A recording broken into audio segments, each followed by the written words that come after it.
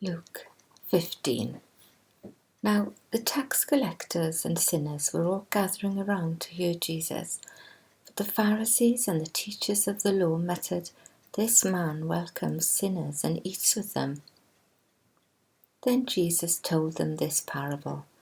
Suppose one of you has 100 sheep and loses one of them. Doesn't he leave the 99 in the open country and go after the lost sheep until he finds it? And when he finds it, he joyfully puts it on his shoulders and goes home. Then he calls his friends and neighbours together and says, "Rejoice with me, I have found my lost sheep."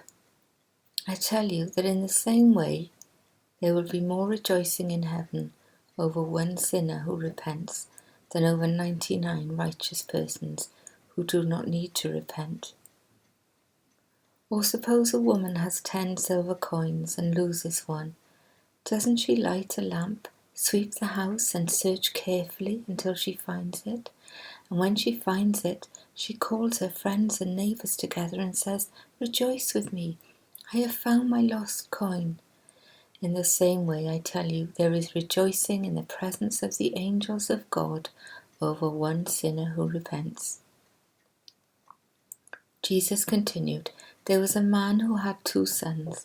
The younger one said to his father, 'Father, give me my share of the estate.'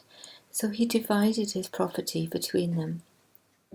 Not long after that, the younger son got together all he had, set off for a distant country, and there squandered his wealth in wild living.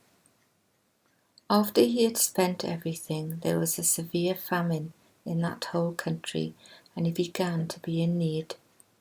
So he went and hired himself out to a citizen of that country, who sent him to his fields to feed pigs. He longed to fill his stomach with the pods that the pigs were eating, but no one gave him anything. When he came to his senses, he said, 'How many of my father's hired servants have food to spare, and here I am starving to death?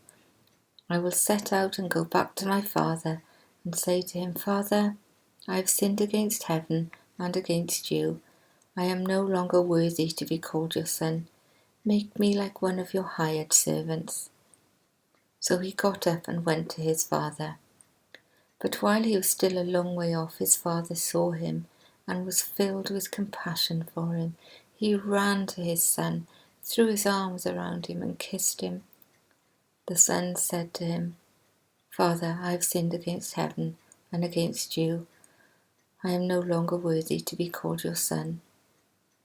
But the father said to his servants, 'Quick, bring the best robe and put it on him. Put a ring on his finger and sandals on his feet. Bring the fattened calf and kill it. Let's have a feast and celebrate. For this son of mine was dead and is alive again. He was lost and is found.' So they began to celebrate. Meanwhile, the older son was in the field. When he came near the house, he heard music and dancing.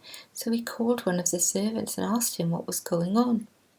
'Your brother has come,' he replied, 'and your father has killed the fattened calf because he has him back safe and sound.' The older brother became angry and refused to go in. So his father went out and pleaded with him. But he answered his father, 'Look, all these years I've been slaving for you and never disobeyed your orders, yet you never gave me even a young goat so I could celebrate with my friends. But when this son of yours, who has squandered your property with prostitutes, comes home, you kill the fattened calf for him.'